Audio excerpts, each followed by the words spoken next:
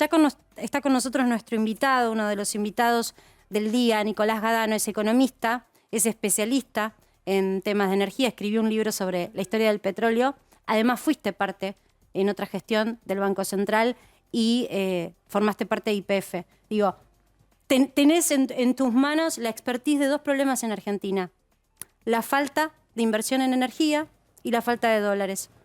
Buenas noches, ¿cómo estás? ¿Cómo ves esta situación? Hola Marcela, hola Edi. Te agrego que también estuve en la Subsecretaría de Hacienda, o sea que también conocí los problemas de no tener los recursos en el Estado para los subsidios. La situación es muy complicada y es la coincidencia efectivamente de un fenómeno externo imprevisto, que es el impacto en los precios internacionales de la energía de la invasión rusa a Ucrania. Pero eso es una parte. Hay otra parte que es toda la política energética de los últimos años, de los últimos 2 años, en donde básicamente hubo un retraso de precios y de tarifas en todo el sistema energético que nuevamente, como sucedió en el primer kirchnerismo, descalabró al sistema. Entonces, nos encontramos este año con este shock de precios internacionales en condiciones de abastecimiento muy frágiles y con todas las tarifas muy abajo, con el precio de los derivados del petróleo muy abajo. Entonces hoy, digamos, los economistas siempre decimos lo que no se ajusta por precios se ajusta por cantidades. Entonces, efectivamente, importar gasoil a pérdida, las empresas no lo quieren hacer. La primera que no lo quiere hacer es YPF. Nadie quiere pagar lo que vale el gasoil afuera y venderlo acá a pérdida. Entonces empieza a haber, como vos mencionabas, desabastecimiento de gasoil, cupos. Y la situación en el gas natural, que es el combustible más importante de la matriz energética argentina, es muy delicada porque efectivamente, más allá de la capacidad de producción de vaca muerta, que es muy importante, hoy ya nos enfrentamos también a una restricción que es la falta de inversión, la descapitalización del sector, que hace que aunque tengamos más gas en vaca muerta, no lo podemos transportar a los centros de consumo. Entonces, especialmente en invierno, hay que importar gas, y ese gas, recién comentaban lo de los barcos, hoy está carísimo, no tenemos un contrato de abastecimiento, sí lo tenemos con Bolivia, pero tiene ese problema que es que Bolivia está declinando de manera irreversible en su producción, no nos va a poder dar más gas, porque no lo tiene. Y en los barcos hay que ir a un mercado spot, es como salir de repente a ver, bueno, ¿a cuánto me vendés? Consigo un barco, 8, 20... y los precios están altísimos. O sea, Nicolás, para que tengan una idea, hoy aparentemente se cerraron, o en estos días, contratos por algunos barcos, vos lo mencionabas, a cerca de $40 el millón de BTU, que es la unidad que se usa. El año pasado pagábamos 8. Entonces es multiplicado por 5. Y hacia adelante el precio del gas y el precio del gasoil que tenemos que importar, la verdad que es incierto. De esa incertidumbre te quería dejar una pregunta planteada para el bloque que viene porque tenemos que ir a un corte. La vocera presidencial dijo que lo que pueden decir hasta ahora no va a haber faltante. ¿Ese discurso político es creíble de acuerdo a los datos que manejás o es un vamos viendo que no sabemos? Me lo contestás después de la pausa. Perfecto.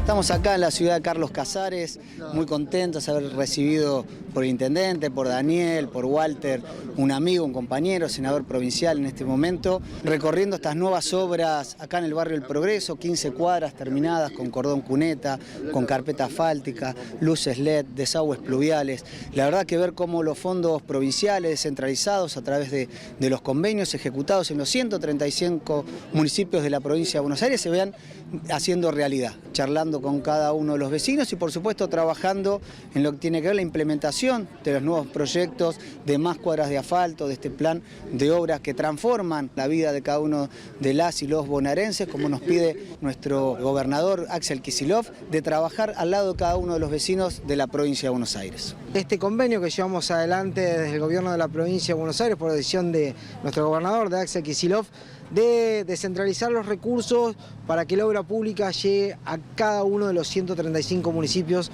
de la provincia de Buenos Aires. Creciendo y desarrollándonos como provincia, como le gusta decir a nuestro gobernador, en el programa 6x6, 6 años muy difíciles que traen 6 años de reconstrucción. Así que es una provincia que avanza con un Casares que avanza.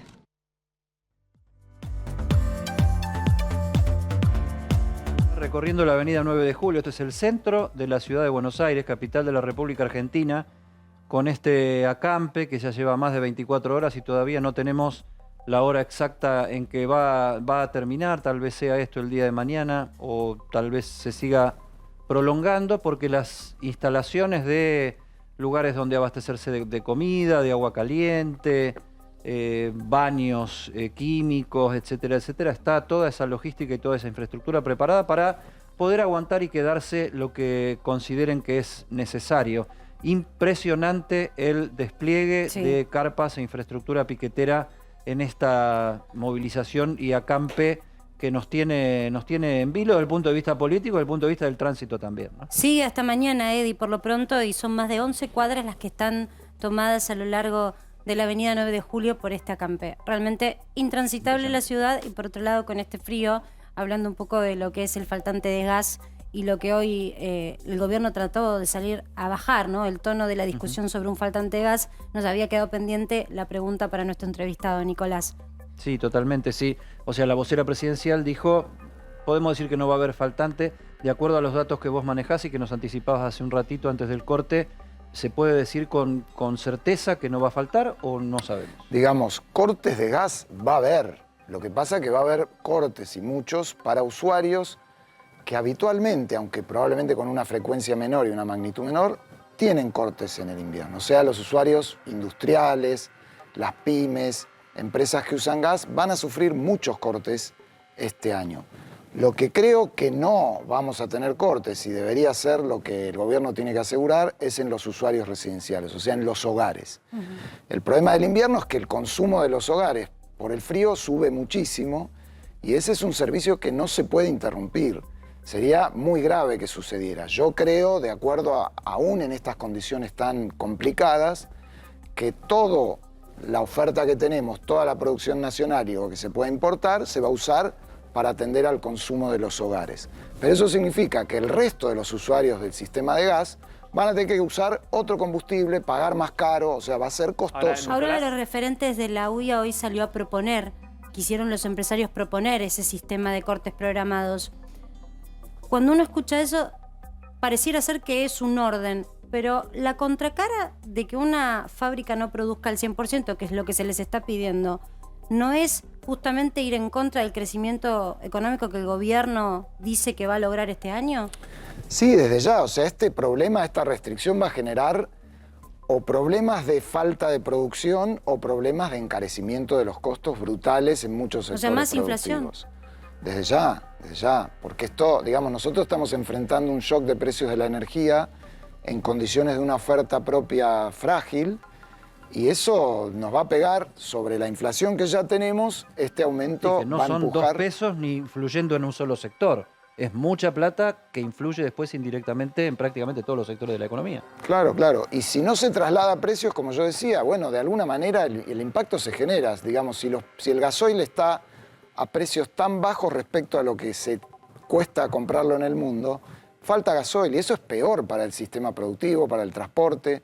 Yo creo que es mucho peor no encontrarse con gasoil, no poder abastecerse. Sé que hay ciudades, en Neuquén leía, donde no tienen gasoil los colectivos. Eso no puede pasar. Ahora, Nicolás, digo, hoy estamos ante la paradoja de un déficit de gas, teniendo ahí la cuestión de Vaca Muerta como una gran potencialidad productora. Digo, la pregunta es, si se hubieran hecho las inversiones que había que hacer, digo, para, por ejemplo, terminar gasoductos, eventualmente producir más desde Vaca Muerta, ¿hoy sería un escenario posible que hoy no estuviéramos teniendo este déficit? Desde ya, no solo no tendríamos este déficit si esto se hubiera resuelto antes, sino que estaríamos en condiciones de aprovechar la suba de precios internacionales de la energía y exportar y hacernos de recursos. Estaríamos sacando pecho, así. Porque el ¿quién quiere potencial gas? que tiene, el potencial concreto, no es una promesa. La capacidad productiva que tiene Vaca Muerta en términos de gas y de petróleo es enorme. Ahora, el gobierno lanzó la licitación para el gasoducto en febrero. Había ya un proyecto, una licitación lanzada hace 2 años, cambió el gobierno, la cambió, decidió que sea la empresa estatal IEASA la que lleve adelante esto y tardó 2 años para lanzar la licitación.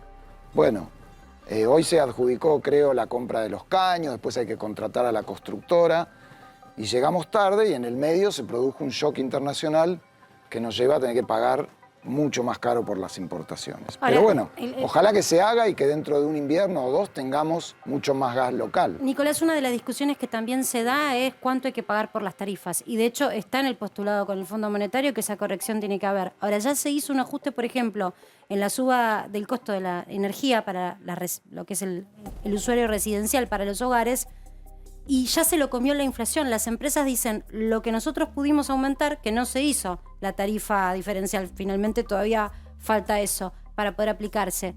Ya se lo comió la inflación, ese aumento que a la gente le cuesta tanto. ¿Vos ves una situación en donde se pueda lograr estar en equilibrio en el corto plazo, que Argentina, el usuario pueda pagar lo que cuesta la energía? Yo creo que los usuarios, salvo excepciones, tienen que pagar lo que cuesta la energía. O sea, eso es un invento argentino, suponer que solamente el 10% va a pagar lo que cuesta la energía. La energía hay que pagarla, porque si no la pagamos todos de otra manera, con el subsidio y con déficit fiscal. Entonces, Argentina había hecho en el gobierno anterior un esfuerzo enorme para ir con los precios cerca de lo que es el costo. Este gobierno congeló los precios y nos dejó en que hoy, piensen que hoy, del costo de la energía, lo que pagamos en las facturas es alrededor del 20-25% nada más. Pero todo lo demás no es que aparece por arte de magia o nos lo regala alguien. Lo pone el Estado, lo ponemos todos con los impuestos y es parte de los subsidios, el déficit fiscal, la emisión, la inflación. Eso hay que resolverlo. Muchísimas gracias, Nicolás, por tu participación.